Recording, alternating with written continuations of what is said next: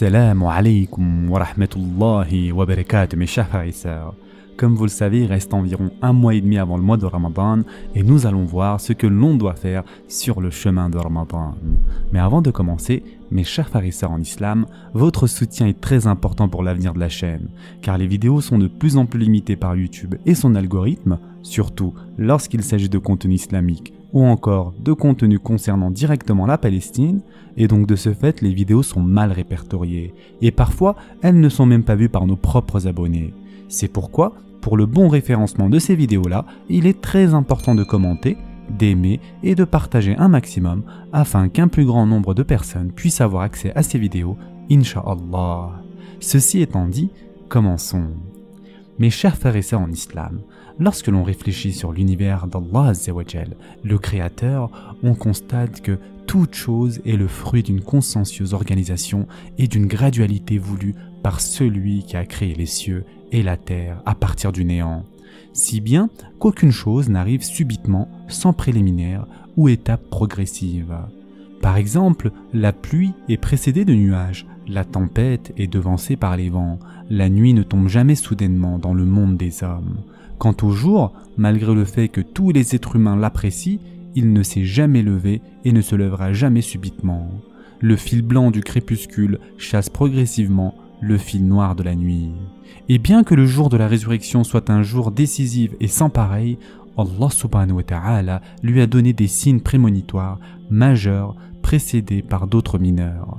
Seule la mort peut arriver subitement et sans aucune cause apparente. Allah Azzawajal a caché une sagesse derrière toute chose. Quiconque observe la religion d'Allah Azzawajal remarquera la même gradualité dans les actes dévotionnels, les piliers de l'islam et les obligations religieuses.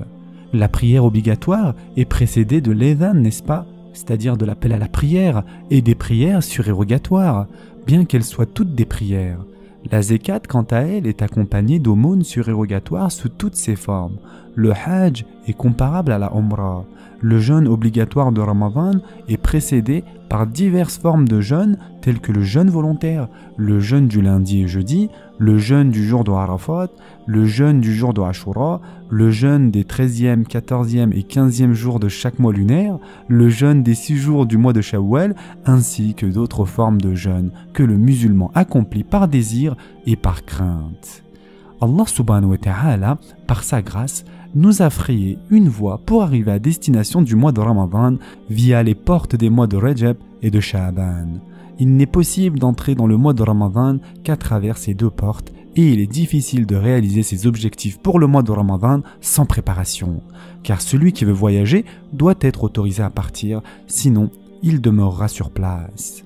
Lorsque l'on analyse la situation de beaucoup de gens, on constate qu'ils se comportent d'une manière étonnante à l'égard du mois de Ramadan. Bien que la majeure partie des gens attendent la venue de ce mois béni, comme les hôtes attendent celle d'un invité important, au point de pleurer lorsqu'il s'en va. Cependant, la manière dont ces gens-là préparent son accueil est en contradiction avec leur engouement. Et en effet, malgré le fait que tous suivent l'approche du mois de Ramadan jour après jour, dès le mois de Rajab, en passant par le mois de Sha'ban, la réalité confirme que la plupart d'entre nous se retrouvent comme surpris par le mois de Ramadan sans s'être bien préparés. Et ce qui est important de comprendre, c'est que lorsque l'on analyse la façon dont le prophète sallallahu alayhi wa sallam concevait le rôle de cette étape préliminaire du mois de Ramadan, il apparaît clairement que l'attitude d'un homme de sa trempe intellectuelle n'a rien de comparable avec ce que nous venons de dire. Cette distinction est due à sa personnalité remarquable et au fait que ses actes étaient toujours agrémentés d'une bonne planification et d'une bonne gestion, outre l'extraordinaire équilibre entre les exigences de l'âme et du corps dont il faisait preuve, sans aucune exagération ni négligence. Et Aïcha radiallahu anha a dit, le prophète sallallahu alayhi wa sallam jeûnait au point que nous disions qu'il ne cessera jamais le jeûne et il arrêtait de jeûner au point que nous disions qu'il ne jeûnera jamais. En outre, je n'ai jamais vu le prophète sallallahu alayhi wa sallam jeûner un mois entier à part celui de Ramadan. Et je ne l'ai pas vu jeûner autant que durant le mois de Sha'ban. Et ce hadith a été rapporté par Bukhari. Un groupe de oulémas, dont Ibn Mubarak, soutiennent que le prophète sallallahu alayhi wa sallam ne jeûnait pas le mois de Sha'ban en entier, mais la plus grande partie de ce mois.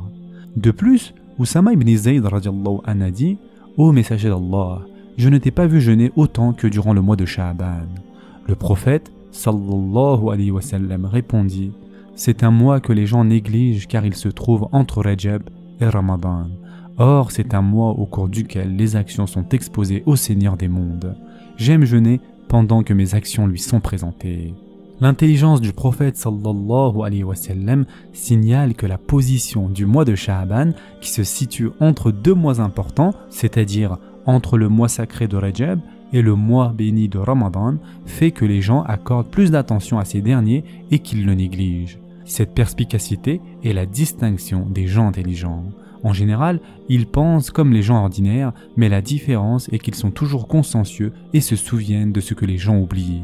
Les paroles du prophète sallallahu alayhi wa sallam insinuent qu'il y a des moments, des lieux et des personnes qui peuvent être meilleurs que ceux qui sont connus pour leur mérite. Ces paroles prouvent également qu'il est recommandé d'œuvrer quand les gens sont distraits, à l'instar d'un groupe de prédécesseurs qui aimaient s'adonner aux prières surérogatoires entre les prières du Maghrib et de Aïcha, en se justifiant par le fait que c'était une heure de distraction pendant laquelle les gens ne s'adonnent guère à la dévotion.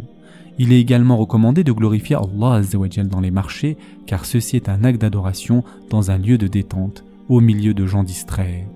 Mais pourquoi donc le prophète sallallahu alayhi wa sallam voulait-il consacrer le mois de Sha'ban à la dévotion alors que les gens distraits le négligent? Tout d'abord, premièrement, afin que son jeûne soit encore plus discret, car il vaut mieux dissimuler les actes surérogatoires, notamment dans le cas du jeûne qui est un secret entre l'adorateur et son Seigneur, raison pour laquelle on dit que le jeûne est aux antipodes de l'ostentation. Deuxièmement, les bonnes actions dans les moments de distraction sont plus difficiles à accomplir, n'est-ce pas? Or, le mérite des actions dépend de leur difficulté. Ainsi, plus les gens sont nombreux à accomplir une action, plus cette action est facile à effectuer. A l'inverse, en période de grande distraction, les personnes averties ont du mal à faire des bonnes œuvres, car, comme le prophète sallallahu alayhi wa sallam a dit, l'adoration en période de trouble équivaut à une émigration vers le prophète sallallahu alayhi wa sallam.